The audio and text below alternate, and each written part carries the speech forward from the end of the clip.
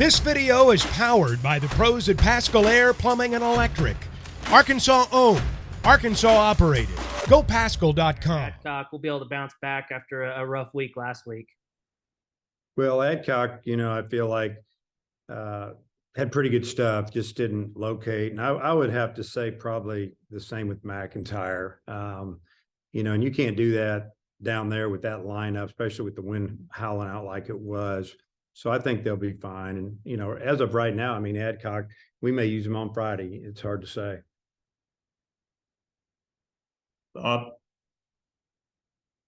Hey, Dave, how you doing? Good. Hey, how would you say Holland's pitched for you this year, and how do you like him in that Friday night spot so far? Well, it hasn't been too big for him. I think he likes it. He knows it's always going against, at least most always going against the other team's number one pitcher. And, he seems to step up to that challenge. He's been really good. He's been consistent. He throws strikes. He competes. He's got 3 or 4 different type pitches. He's got a couple different type of breaking balls. And when he's on, he's really good. And you look at Alabama, I didn't look through all their games, but I know Hess started last Friday. What do you think of him? And he looks like he's there, and he leads them in innings and stuff. What do you think of him, and maybe what challenges he presents to your all's lineup? Yeah, he's obviously really talented. They have 3 legitimate starters. What I mean by that is a lot of teams at this time of the year are looking for that third guy. They could run all 3 of those guys out there on a Friday night and be fine. Their Sunday guy, hit lefty, really good, really talented, projected really good draft. And Holman the same, he's got a great arm, he might have the best velocity, but they all have really good arms. They can pitch, and, Hess has just been a consistent pitcher for them. And, what problems does he present? He's just got good stuff. And, when he makes a mistake or leaves the ball out over the plate, we need to make good contact. And if not, it can be a long night. Yeah, I got a couple more, but I'll turn it back to Oliver. Thanks. Andrew Ellis. Yeah, Coach, it seems like there's not really a ton of let up in the Alabama lineup. Like, all their guys have pretty similar numbers top to bottom. Just how taxing is that when you have to face that so many times throughout a 3-game series? Yeah, we felt this before the season started, that Alabama was going to have one of the best teams in our division. Probably, if not the most experienced team, real close. Older team, guys that have been in their program from 3 or 4 years. Even the sophomores played a lot as freshmen. The juniors obviously have played a lot. They've just got an older team experience, or don't get rattled, and they got after us last year. They beat us the last 2 ball games over there at their home field, and then beat us in the tournament. So we know what we're up against. They're tough to get out. They're experienced, and they started on the road at Florida and ran into obviously a really good Florida team. And then last weekend, 3 tough games, could have gone either way, and they scratched out a win on Sunday. And with Hagen Smith, of course, winning the game is going to be the main priority, but is there a thought to maybe try and get creative with the way you guys use him, just to see what all works and what doesn't? Well, I don't know what you mean by creative. We just bring him in when we feel like the game's on the line, or if we have a chance to win it. If we're down 4 or 5 runs, we're not going to bring him in. You could see him start this weekend. We'll just, in this league this year, and it might be this way going forward. And I've said it many times, with SEC is not going to be a young league much anymore. The teams are all going to be really talented as always, but now they're going to be older than normal. It just looks like, with transfer portals and all that you can do to bring in players. Just winning games on the weekend are going to be big, whether you win the series or one. If you get a chance to sweep somebody, that's huge. So we're just going to try to win the game that's in front of us. Daniel. Coach, there's going to be probably a good amount of wind, at least on Friday. Just what kind of challenges does that present to the team, even at home? And what do your pitchers need to do to kind of rebound? from their struggles last week in Alex Box. Yeah, there is gonna, it's projected to be really windy Friday evening. Looks like the wind during the storm is going to be more out of the southwest. Storms roll through. It's going to be more of a westerly wind, which is going to be probably blowing out the left. 15 to 25, maybe more miles an hour. So who knows? Obviously you got to keep the ball down. It's nice if you can strike a few guys out, keep that ball from being put in play a little bit. We played in the wind here before. You just figure it out during pregame and you try to handle it.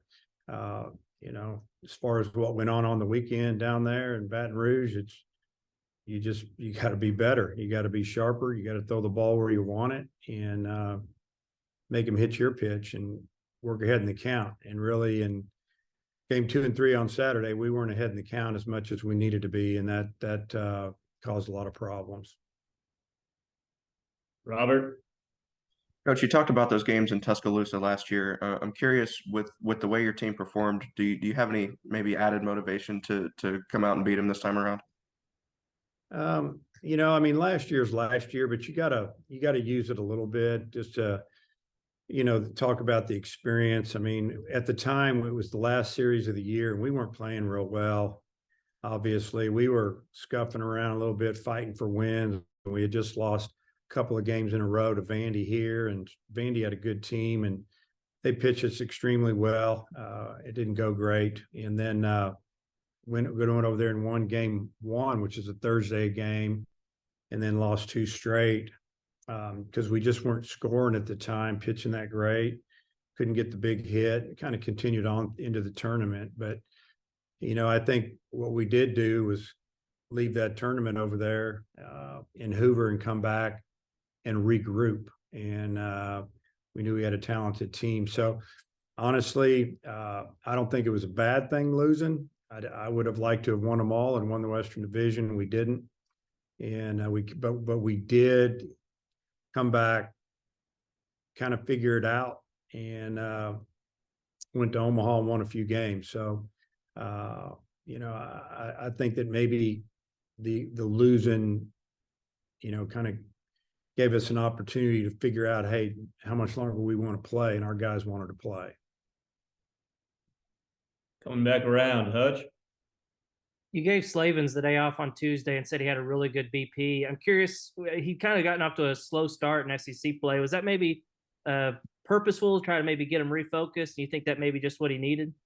I think sometimes you need to take a day off and just kind of watch from the side and relax. And that was his day to do it, because we, for the most part, except for Jared Wagner, that he's the only guy I really haven't given at least one day off, I think, throughout the lineup. So I just felt like Brady could use this week to gain his strength back and hopefully, have a really good weekend for us, and shuffling up some things, and in the lineup the other day, I think was a good thing, and I feel like Brady he'll be ready to roll tomorrow. And Stovall's also gotten off to a little bit of a slow start in SEC play. What are you seeing from him? Yeah, I think he's a little more anxious than normal. He's a guy that's pretty patient. He's been ahead in the count, and he's gone after pitches and maybe overswung a little bit. Gotten himself out, flying out, take a walk. He's a guy that knows the zone really well, and maybe trying to do a little bit too much. And I don't think that's him. Other than that, I think he's going to be fine. Bob closes out.